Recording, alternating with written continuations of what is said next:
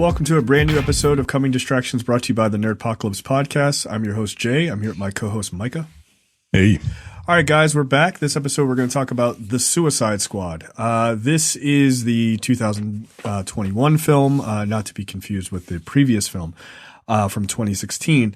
This one's written and directed by James Gunn, starring Margot Robbie, Idris Elba, John Cena, Joel Kinnaman, Sylvester Stallone, Viola Davis, Jai Courtney, and Peter Capaldi, amongst many others. So the premise for this DCEU movie is Amanda Waller, played by Viola Davis, is once again in charge of Task Force X, which is just a bunch of villains and criminals in the DC universe who she uses as a black ops group to do sort of wet work around the world that they need done that they can't get superheroes to do, basically.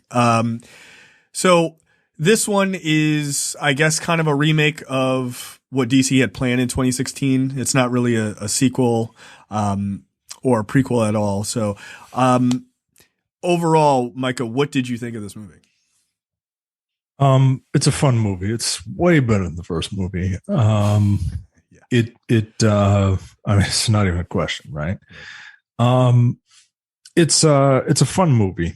It's super gory and cheesy, and it feels like they gave a bunch of money to a guy who's famous for making B movies, and he made a really fancy B movie. Yep. And it was fun. I enjoyed it. It does a good job of making you care about certain characters. It does a good job of it does an adequate job of raising stakes, because like literally anyone can die. Yes.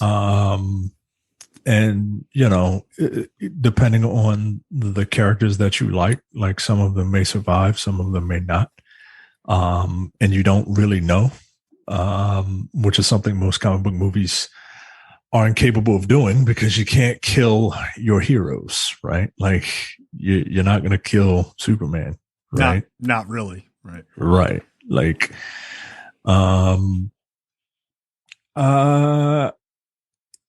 some of the jokes don't land, but like the whole thing is just cheesy. Like it doesn't feel like it's trying too hard to me, except for the gore. Like the gore I'm fine with the gore, but it's a lot of it. Like at one point we see like a Mortal Kombat style X-ray of someone's heart being impaled by a knife, and it is it's cute, but like I don't know, but I did have a very good time with it. I would have paid money in the theater to see this loud and with a crowd. You know what I mean? I feel like this is a really good crowd movie. Yeah. That's my only like regret, is that I didn't get to see this with a like-minded movie going audience. But all in all, it's a real fun movie, man. It's the only one of these movies that have come out of the DC camp that I feel like will still be good on repeat viewings. And okay. It's their best film so far, which for me is not a very high bar. Above Wonder Woman, do you think? Above the first Wonder Woman, I have more fun with this. Okay. Like, it's cool to see Wonder Woman kicking ass and taking names and stuff, but a lot of Wonder Woman like drags, and this one doesn't drag as much as that first Wonder Woman movie. That's the only Wonder Woman movie that I have ever seen. Refuse to acknowledge the second one even exists. I refuse to acknowledge the second movie that I have seen, but yeah, it's a fun movie. If you go in without super high expectations, right? Like Like I feel like if you're gonna go in with super high expectations, you're gonna be like, oh, this was all right. But if you go in with the expectations of this being your typical DCEU movie, I feel like you're gonna be blown away by it. So for me, I thoroughly enjoyed this movie. I thought it was great. It was, I mean, it has obviously very similar, sort of like core elements as Gunn's Guardians movies, right? Like that's why he's the best choice for this movie. Hey, a band of misfits comes together to, sort of reluctantly be heroes. Gee, where have I heard this one before? So he's really good at that. And he's good at taking what are unconventional characters and just making them super work. Now, like with Guardians, like they're heroes and they're not mainstream heroes in the Marvel's comic universe necessarily. But they're a lot less ridiculous at their core than a guy who shoots polka dots at people, right? But somehow Gunn was able to, like you said, this feels like Warner Brothers was like, hey, here's a bunch of money, make a really fancy B movie, right? And that's true, but that's not, like, I think some people would hear that as like denigrating the film. No, like, that's not my intent. No, and I don't think people should take it that way, right? Like I actually agree with you because inherently it's ridiculous. It's the most ridiculous like Z-level characters in the DC universe, right? Like again, there's a guy who shoots polka dots at people, like that's his power. Like, and they make it work. And Gunn has this ability to like basically make this trauma style comic book into a trauma, like a high class trauma style film, right? Like that's basically what it is. Look, it's like you said, it's fun as hell. Like I think the jokes largely land. There are some things that I was like, it's okay. It's the best we've seen Harley Quinn, in my opinion. Though I really liked her in Birds of Prey, which feels like grossly underrated, I think, by a lot of people. I'm not even sure a lot of people even saw it, to be honest. I didn't see it. Yeah. Like, I think people were so sick of like how bad the DC movies were in a row that they were like, nah, it's okay. Like Birds of Prey is actually pretty good. This is the best I've seen her. Idris Elba as Bloodsport was great. John Cena as Peacemaker was an absolute showstopper anytime he was on screen. Like, the two of them, Bloodsport and Peacemaker's whole rivalry in the movie was fantastic. I mean, there's a scene of the two of them kind of showing off, which is just hysterical to me. Like, that's one of the funniest scenes in the movie. Stallone as King Shark, super worked. I thought was really quite funny. Like, Ratcatcher 2 was kind of like, her and Polka Dot Man were like sort of the heart of the film, in a lot of ways. And they really worked. These two characters who should have been considered like absolute characters you would never put on screen. Gunn like made it so that he gave them time to really develop as characters. You really cared about both of them. Like you cared about their backgrounds and what happened to them. Inherently, this story is ridiculous, and Gunn starts the movie out in a way that I thought was really good. There was no frills, like you just got straight to it. And I appreciated that. Like you needed that, right? You needed to be like, look, whatever you think is going to happen, you might be half right. And like you said, in comic movies, you don't really have that opportunity to like just kill anybody. And because there are people in this movie I didn't think were going to die that do die, which I thought was kind of cool. I just like the absurdity of it. My biggest gripe with the movie is it's a bit too long, right? It's 132 minutes. To put it like a little over 2 hours.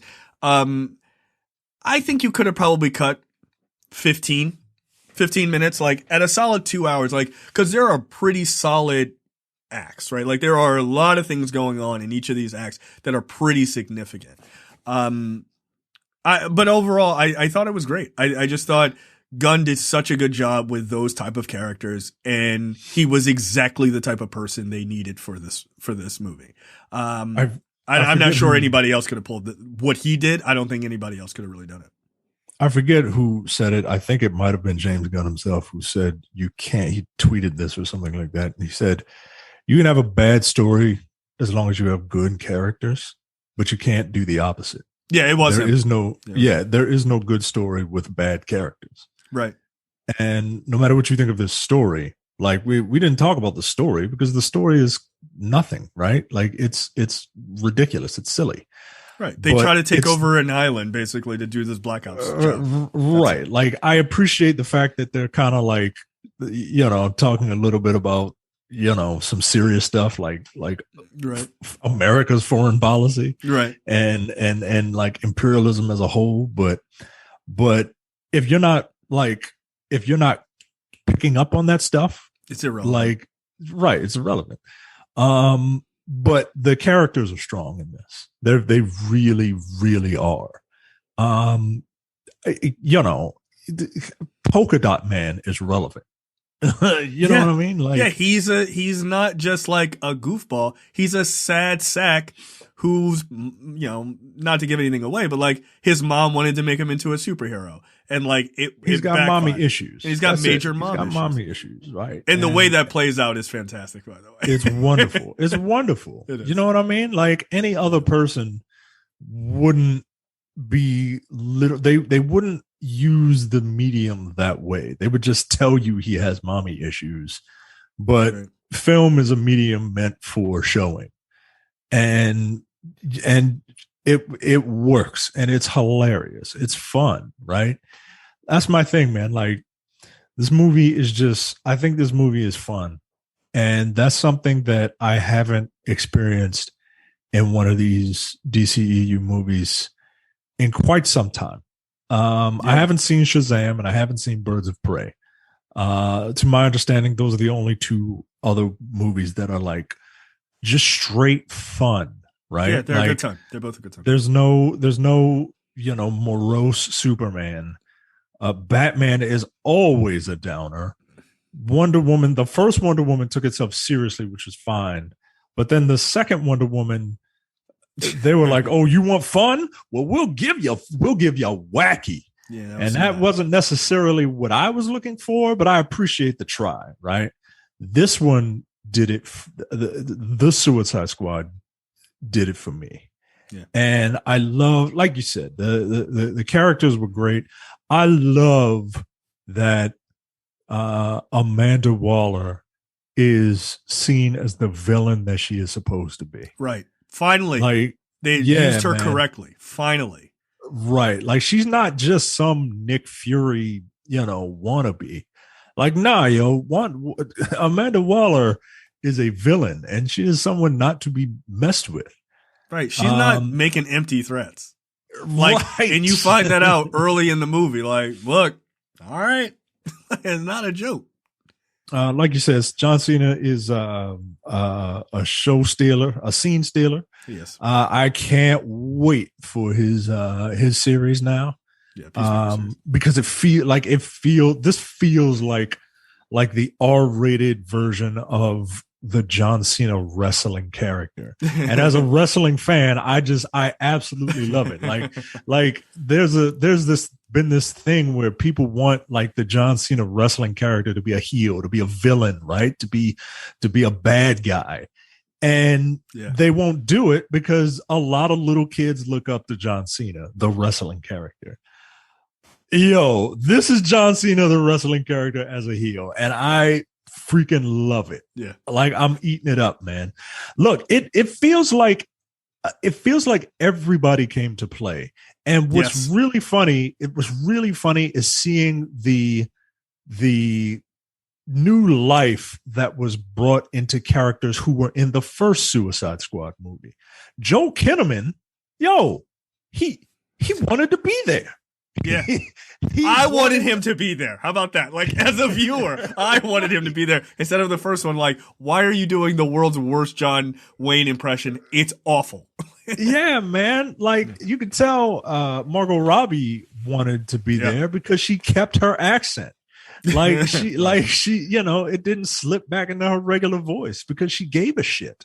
I thought she was great in this, by the way. Like Yeah, for the man. first time not the first time because she was good in Birds of Prey too, but for the first time, like she really got to cut loose Yeah, man. in the way that I wanted to see Harley do it. Because Harley in Birds of Prey she gets to cut loose, but she's more like mentoring another character, so it's not like exactly the same. This, she gets to totally cut loose, and I appreciated that. That was kind of fun, and she got some pretty violent moments too. I was like, Jesus, that's great.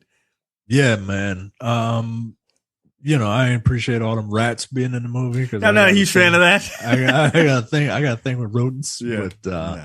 but and then just the right amount of King Shark, right? Like, yep, they didn't overdo it. They didn't overdo it. And when he talked, he didn't say much, but like, yeah, man, this movie, I really enjoyed it, man. I really enjoyed it. Can we talk about Idris Elba for a sec as Bloodsport? Yeah. I know many people were like, Bloodsport, Deadshot. What's the difference? One black guy, another black guy in the lead. Right. I don't know, man. I think it might have been a better character. Like it might have been a better character. Well, look, with all due respect to Will Smith, right? With all due respect to Will Smith, Idris Elba is a much better actor. He is. That's a fact. He's a much better actor. And they essentially had the exact same backstory, right? Yeah. Except one's daughter was good and one's daughter was not as good, right? That whole scene in the jail was hilarious to me. They had the exact same backstory, and Bloodsport was what, like, Idris Elba made something of that character. He did. So, and look, that also goes to Gunn's credit too, right? Like, yeah. He's written incredibly well. Would Gunn have like nailed Deadshot? Probably. Like if Deadshot was there, probably, absolutely. But I liked the character. I thought he was really good. I thought his relationship with Ratcatcher 2 was really good. That was like a really sweet sort of teammate story. But what I also liked is, like, from a nerd perspective, I liked his costuming looked dope. And like his weaponry was very cool. Like how they did that was just, I mean, it's a ridiculous concept, but it was very cool. Like just almost like pulling these weapons out of nowhere. They like got more and more extensive. I thought was just really, really quite slick. Lastly, before we get out of here, well, no, we can't talk about the ending. Never mind. We'll do a spoiler talk on. We'll talk about the ending on the Nerdpocalypse. Yeah, we'll have a spoiler conversation then. But yeah, overall, I thought it was fun. I really did. I can't believe that Polka Dot Man is a standout in a DCEU movie, but he was. He really was. Yeah, it was great. And I agree with you, by the way. I didn't mention this, but I totally agree with you. I think it is the DCEU's best movie. I think it is. And I don't even think it's, like, to me, it's inarguable, but whatever. Starting with Man of Steel. Yeah, if you go back to starting at Man of Steel, I think it's the best. Like it is the most fun, right? These movies are supposed to be fun. It's the most fun. It's got the best character moments, right? The special effects and the acting are better. Like that's one of the things, like, as silly as some of the movie is, a lot of the movie is, like, Idris Elba is a better actor than Gal Gadot. Like, he is. Like, that's not trying to, like, go after her or anything. He's a better actor than she is. So for him to be in the lead, or for John Cena to be in the lead, like, sort of co-lead, like, because there's actually more than just two, right? Like, John Cena, Idris Elba, and Amanda Waller. It's very much an ensemble. Right. Like, so you got like 3 or 4 leads. Yeah, I wouldn't give the lead to one particular person. It's very much an ensemble, and it's treated as such. And characters that you think that you wouldn't necessarily think, like, what is this person doing here? Like, right. No, they give them story. Like, if you survive through most of the movie, you have story, you have purpose. Like, you are a fleshed out character. Right. And I appreciated that. So look, if they do another one of these, my only request is that Kite Man should be in it. That's my only request.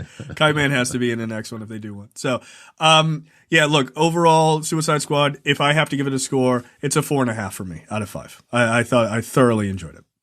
There you go. So we will see you guys next time on the Nerdpocalypse, where we'll talk about this a little bit more spoilery stuff next week. See you.